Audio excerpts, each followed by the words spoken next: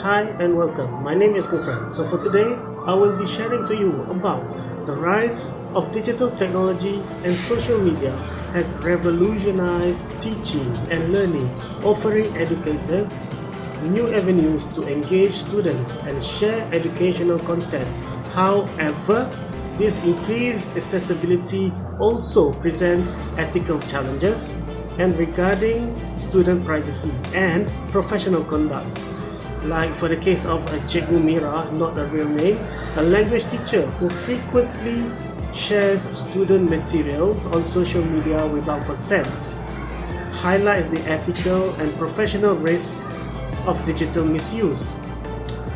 Her decision to upload a video inadvertently capturing a private student conversation led to the widespread controversy, including student distress, parental complaints, and disciplinary action from the school.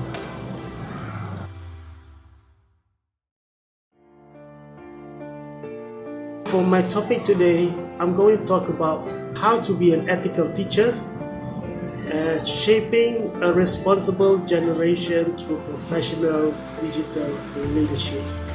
Okay, the future of education is now increasingly dependent on the use of technology and to create inclusive, flexible, and quality learning system.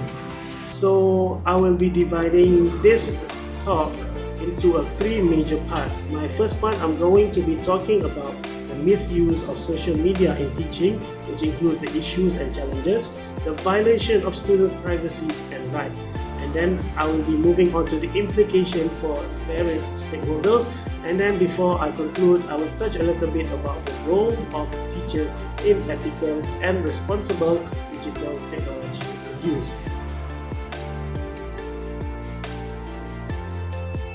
Okay, so we're going to move on to the first point, which is the misuse of social media in teaching. Okay, as we all know, the social media serve as a very powerful tool for teachers to enhance learning, but its misuse can result in a serious ethical breaches. A few case studies by previous researchers have highlighted these issues, where social media is proven to enhance interactivity in learning and enable students to engage with the information in a more visual and enjoyable manner. Educators and learners may engage and communicate more effectively using social media.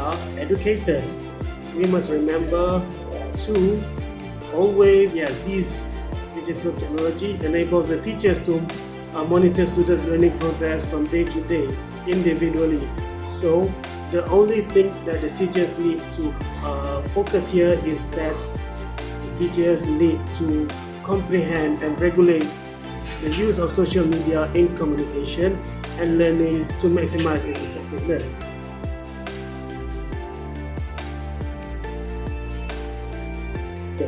My second point is violation of students' privacy and rights.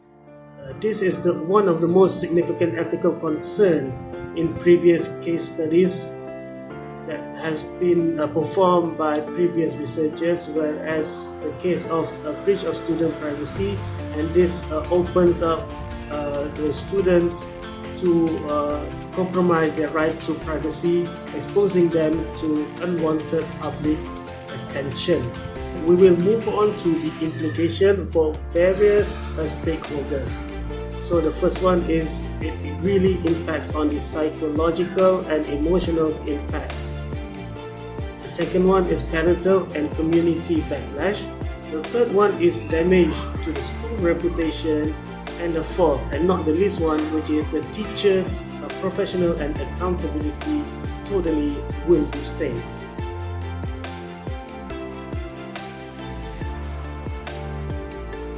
Now I will go on one by one on the implication. Okay, on the first implication, psychological and emotional impacts on students will be affected. Okay, the backlash following the viral video led to several offensive comments targeting the students, causing emotional distress, public exposure on social media, can negatively impact students' self-esteem, leading to anxiety, embarrassment, and even cyberbullying. We don't want our students to be cyberbullied. So teachers must be aware that their online activities can have long-term psychological consequences for their students. Moving on to the second implication, which involves the second stakeholder, the parents. Parents expect schools to provide a safe and secure learning environment for their children.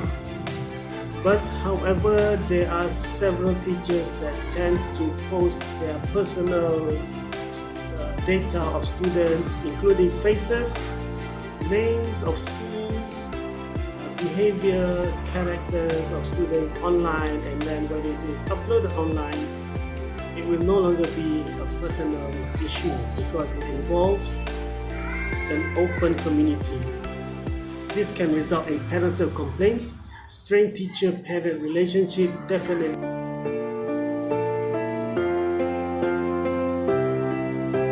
Now let us move to the third implication, which involves the parents and community backlash. Parents expect schools to provide a safe and secure learning environment for their children. When teachers like Cikgu Mira fail to respect student privacy, parents lose trust in the school system. This can result in parental complaints, strained teacher-parent relationship, and potential legal consequences for both the teacher themselves and even the institution they are working in. So that is the most important thing we are trying to avoid, which is a legal consequences. And the fourth consequences, which is damage to the school reputation. Inappropriate social media use by educators not only affects individuals but also damages the school's reputation. In this Cikgu Mira's case, the school had to address the controversy, issue a warning, take disciplinary action, and the school relied on the public trust and professional integrity.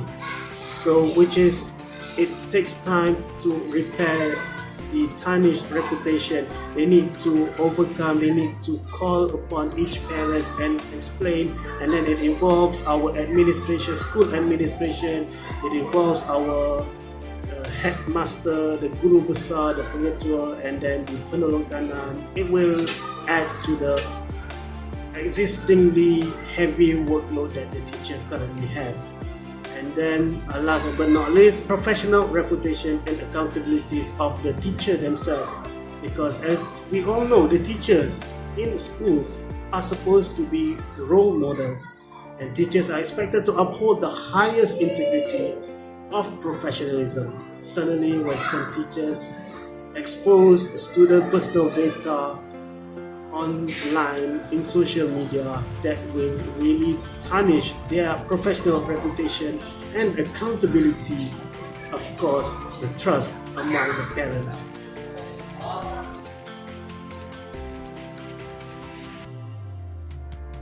Moving on to the role of teachers in ethical and responsible digital technology usage.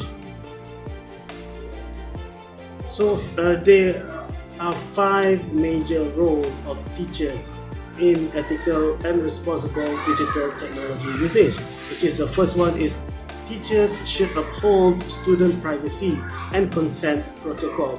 The most important thing is teachers, educators, you must remember to get consent either from the student themselves that are involved in our content, or we can get consent from the parents, or even from our colleagues that are in our content. Get their consent, let them know what they are, why they are in our content, and why we are using their faces or the data in our content. So remember, the first one is always obtain consent, and that will make us safe. And then the second role of teachers is that the teachers should play a significant role in promoting professional digital leadership. Teachers should view themselves as digital leaders, demonstrating ethical behavior in their online interaction. This includes practicing discretion in what they post, maintaining professional boundaries between personal and professional social media use, and also educating students about responsibility in a digital citizenship, because the Ministry of Education are also emphasizing on this particular issue. And then the third role is that teachers should implement ethical and digital teaching strategies, because nowadays in the 21st century learning and teaching process, we cannot avoid of the usage of social media public platforms. Teachers need to utilize secure digital tools such as the learning management system, the Google Classroom, and also the school-approved platforms to share educational content safely. These platforms provide a controlled environment that protects students' information while also enabling innovative teaching methods.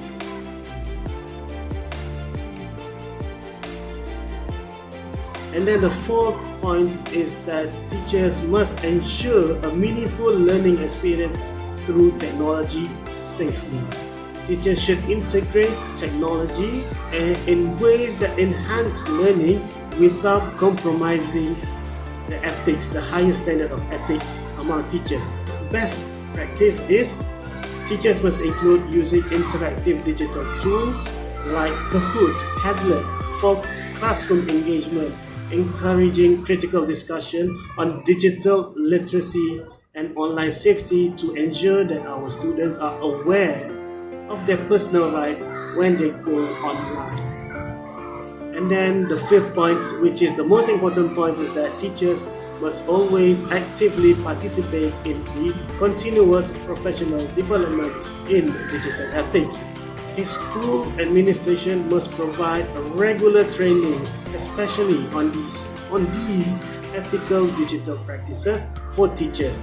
Workshops and seminars can be conducted to educate our educators about data protection laws, professional digital conduct, and also the ethical implication of social media use in education. The Personal Data Protection Act, PDPA, we should really memorize it cover to cover in order for us to become a great digital leader. So to conclude, I would like to say that as digital leaders, teachers must commit to upholding the highest ethical standards, protecting student privacy, and using technology responsibly. By embracing professional digital leadership, educators can foster a safe, inclusive, and ethical learning environment, ultimately shaping a responsible generation that values both innovation and integrity in the digital age. So that is it for my content. Thank you very much and see you in the next video.